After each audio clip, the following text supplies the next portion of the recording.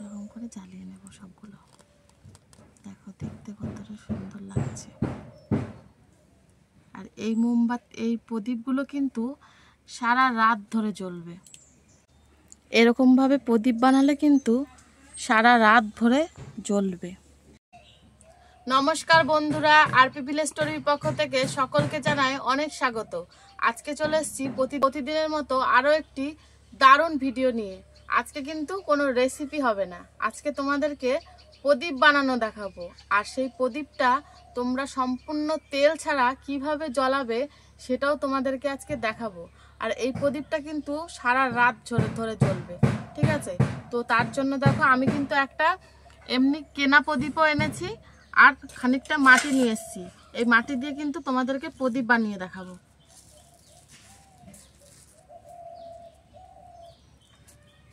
তোমাদের বাড়িতে যদি মাটি না থাকে তাহলে তোমরা কিন্তু কেনা প্রদীপ দিয়েও এরকম করে বানাতে পারবে।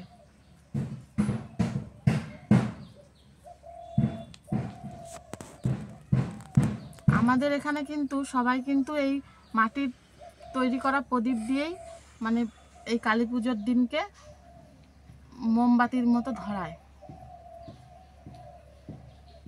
আমাদের এখানে কিন্তু সবাই এই মাটির প্রদীপ বানিয়েই কিন্তু ব্যবহার করে, কেউ কিন্তু কেনা প্রদীপ ব্যবহার করে না। এ দেখো এরকম করে মুখটা এরকম ছুচলো করে দিলেই দেখো প্রদীপ তৈরি হয়ে গেল। দেখো কত সহজে প্রদীপটা তৈরি করে নিলাম।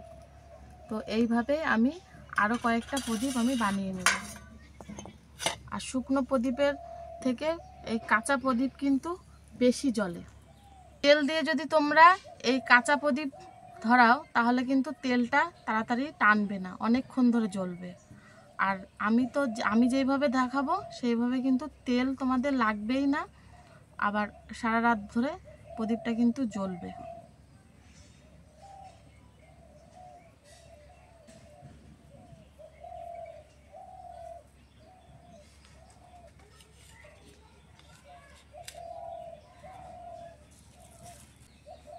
এই দেখো প্রদীপ কিন্তু বানিয়ে নিলাম, তিনটেই বানালাম তোমাদের দেখানোর জন্য, ঠিক আছে?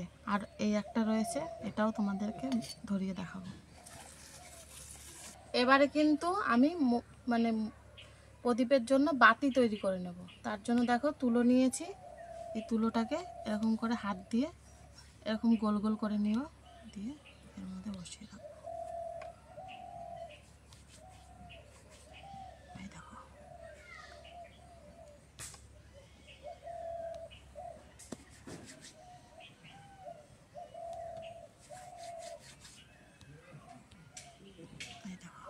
এগুলো তৈরি হয়ে গেল। এবারে আমি বাকিটা দেখাবো। এবারে আমি দেখো বেশ খানিকটা মোমবাতি নিয়ে এসেছি। এই দেখো তোমরা চাইলে বড় মোমবাতিও নিতে পারো। তো এই মোমবাতিগুলোকে কিন্তু আমি হাত দিয়ে একটু ভেঙে নেব, ঠিক আছে? ভেঙে এই পলতিটা বার করে নেব। তোমরা চাইলে নাও ভাঙতে পারো, তো আমি ভেঙে বার করে নিচ্ছি।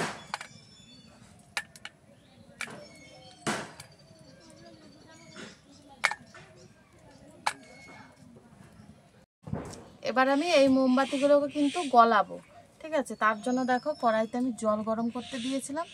এবার এই বাটিটা বসিয়ে তারপরে একটু নেড়ে চেড়ে এটাকে গলিয়ে নেব খুব ভালোভাবে। এরকম করে গলালে কিন্তু মোমটা মানে উবে যায় না।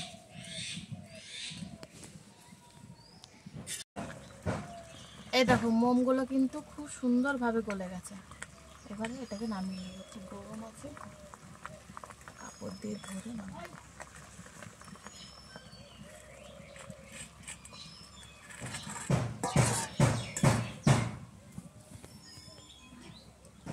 তারপরে কিন্তু এই পোলতেগুলো এই মাথার দিকটা একটু চুবিয়ে নেব মোমের মধ্যে, ঠিক আছে?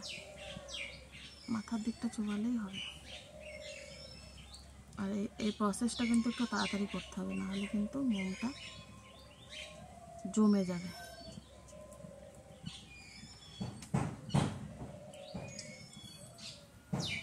এবারে এই মোমটা কিন্তু এই বাটির মধ্যে অল্প অল্প করে ঢেলে দেব, ঠিক আছে? সবগুলোতেই দিয়ে দেবো অল্প অল্প করে।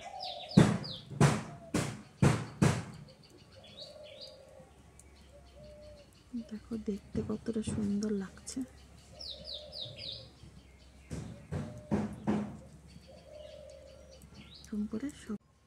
এবারে কিন্তু তোমাদেরকে আমি মোমবাতিগুলো জ্বালিয়ে দেখাবো। তার জন্য দেখো একটা ছোট মোমবাতি নিয়েছি, এবারে এরকম করে জ্বালিয়ে নেব সবগুলো। দেখো দেখতে কতটা সুন্দর লাগছে। আর এই মোমবাতি, এই প্রদীপগুলো কিন্তু সারা রাত ধরে জ্বলবে।